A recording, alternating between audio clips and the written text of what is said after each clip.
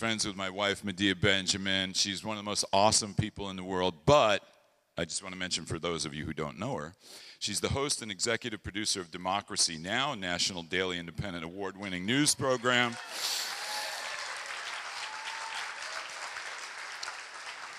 My alarm radio wakes me up to Amy's voice every morning while I'm laying in bed, but we won't go there. We won't go there. She's the co-author of Standing Up to the Madness, Ordinary Heroes in Extraordinary Times, along with 2 New York Times bestsellers, Static, Government Liars, Media Cheerleaders, and the People Who Fight Back, and another book called The Exception to the Rulers, Exposing Oily Politicians, War Profiteers, and the Media That Love Them. Her daily reporting and groundbreaking work from Nigeria and East Timor has also won numerous awards, including the George Polk Award. If anybody knows about the media, the George Polk Award is a big deal. And for somebody radical to win it, you got to be really good to win that award. The Robert F. Kennedy Prize for International Reporting, the Alfred I. DuPont Columbia Award. It is with the greatest pleasure and honor to introduce my sister and good friend, Amy Goodman.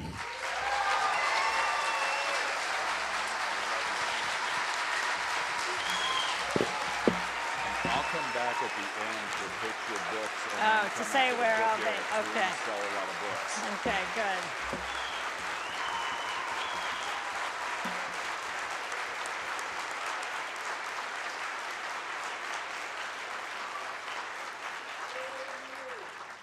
Thank you, thank you. I was trying to, here we go. For the album.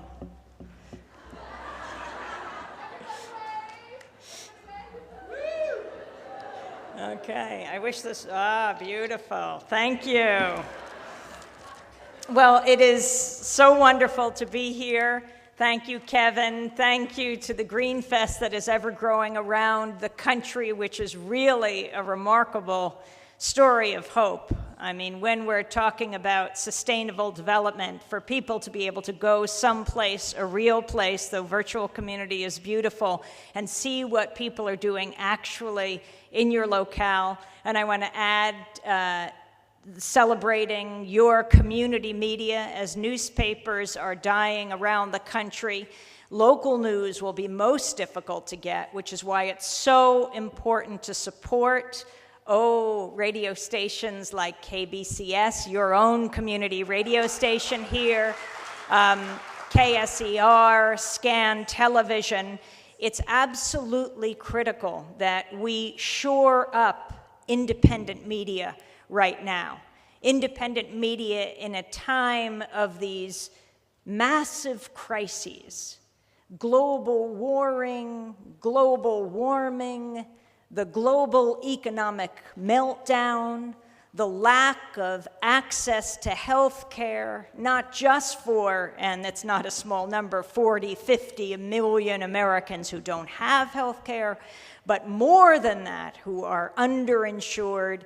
The idea that in this country, health care is not a right in the most powerful country on earth. I mean, right now, when you look at the forces that are arrayed for some kind of national health care, it is a moment we haven't seen before. For example, General Motors. These auto companies can no longer compete with foreign auto companies. Why? Well, GM pays more for health care than they pay for steel. They look to Canada to build factories because they have national health insurance. That massive cost that these foreign companies do not have to pay because they come from countries where there is national health insurance. So you have some of the largest corporations who are poised to work on your side, working for making sure that everyone in this country, no matter how young or how old, and importantly, those in between the old and the young, have health care. If we're talking national security, what could be more important than a healthy population? We have to redefine what national security is.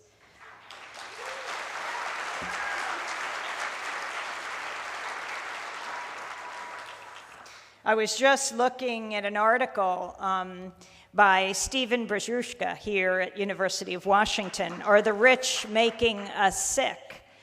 Right? What happens in improving health while current debates rage over things such as managed care or the growth of high-tech medicine? One of the greatest impacts on health is being totally ignored. Globalization or corporate-centered trade or neoliberalism are all terms used to describe letting the market decide how to allocate resources. The resulting increases in inequality in the US and elsewhere as a result of the triumph of markets are as much to blame for poor health outcomes as anything. And he talks about how the US spends 40% of all money spent worldwide on healthcare and ranks below all the other rich countries in health. That is not acceptable. But it is so inspiring to come here. I was at a fundraiser this morning for KBCS and KSER, asking people there about what is important to them and the organizations they're a part of, how primary health care is. It's not just a demand, it's a movement, and it's not just in Seattle and Washington, it's all over this country. It's not going to happen because of who's in the White House. It's going to be happening because of people all over the country that are making demands. Now, there's no question that what happened on November 4th, well, it was not just a national election. It was a global event, a global phenomenon. In many countries, more people were paying attention to what was happening in the United States than in their own elections at home. I mean, Barack Obama is a global figure.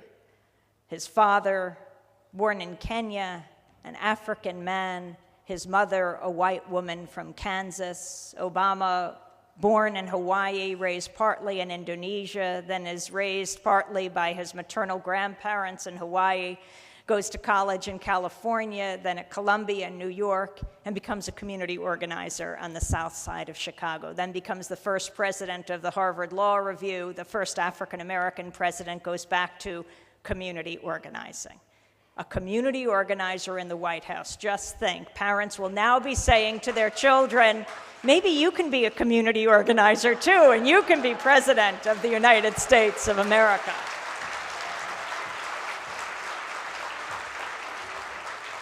It's truly amazing. I mean, the first African-American president of this country. I was interviewing the Pan-Africanist thinker Ali Masri, professor at Binghamton